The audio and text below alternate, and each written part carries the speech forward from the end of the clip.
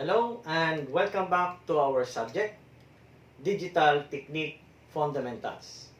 So last meeting, we discussed Boolean algebra rules. No? We use Boolean algebra rules to simplify Boolean algebra equations, no? To minimize the logical circuit that we will be using later. Now, to continue with our discussion, we will now go into another rules or theorem. This time we call it the De Morgan's theorem. Okay? We will be using these theorems to simplify equation in collaboration with Boolean algebra rules.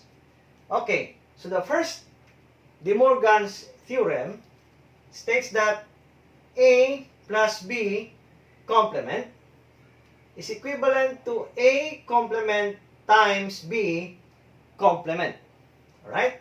So, addition signs here is replaced with multiplication sign, and each of the variables now are complemented. No? So, you have A plus B complement becomes A complement times B complement.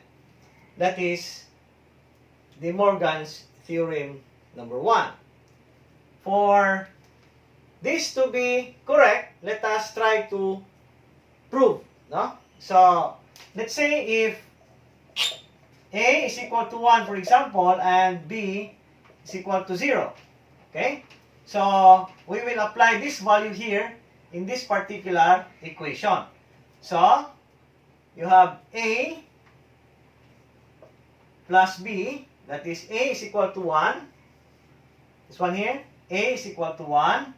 So, 1 plus B is equal to 0. 1 plus 0 complement is equal to 1 complement times 0 complement. Are they equal? So, you have 1 plus 0 is equal to 1. Okay, then complement is equivalent to 1 complement is 0 times 0 complement is 1. Right? So, 1 complement is 0 and 0 times 1 is also 0. So, they are equal. So, in other words, A plus B complement is equivalent to A complement times B complement.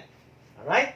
So, for De Morgan's theorem number 2, we have A times B complement is equal to A complement plus B complement. So, multiplication sign here is changed to addition sign, and each of the variables now are complemented. Okay? So again, let us try to prove this one. So let's use the same value of A and B. So for example, you have this one here. You have A is 1 times B is 0 complement is equivalent to 1 complement plus 0 complement. Alright? So 1 times 0 is equal to 0. Then you have the complement. Then you have 1 complement is 0 plus 0 complement is 1. 0 complement is equivalent to 1. 0 plus 1 is equal to 1. So in other words, these two equations here are equal. That is De Morgan's theorem number 1 and De Morgan's theorem number 2.